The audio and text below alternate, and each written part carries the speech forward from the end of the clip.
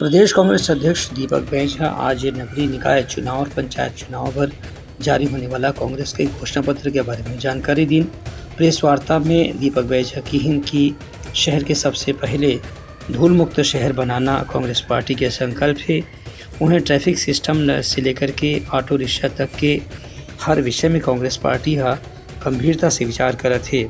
उनखरी भी कहना रही कि यदि कांग्रेस के महापौर बनी और पार्षद में भी ज्यादातर सदस्य मन कांग्रेस के चुन के ही तो रायपुर राजधानी क्षेत्र के विकास पर गंभीरता से प्रयास करे जाही। काबर की साल भर में भाजपा सरकार के आए के बाद यहाँ की ट्रैफिक व्यवस्था काफी अस्त हो गए है। ये आरोप दीपक बैझ के रही से दीपक बैझ के कहना रही से कि पिछले एक साल में भाजपा सरकार वादा तो बहुत करे है, लेकिन रायपुर शहर के बुनियादी सुविधा में कोई भी सुधार देखे पर नहीं मिले है। उनखरी भी कहना रही कि आम जनता से सुझाव ले जाते ओखर आधार पर ही कांग्रेस के घोषणा पत्र तैयार करे जाही। शानदार शहर की सबसे पहले धूल मुक्त शहर, फिर स्वच्छता, फिर बहुत सारे शहर का सौंदर्यीकरण कैसा हो और आम जनता के लिए ट्रैफिक सिस्टम से लेके ऑटो रिक्शा से लेके बहुत सारी चीज़ों पे अभी तो आने दीजिए। हम लोगों ने तो मोटा मोटी उस दिन पहली बार हम लोगों ने चर्चा कर एक रूपरेखा दे दिया कि शहर की जनता को क्या चीज़ की आवश्यकताएं हैं।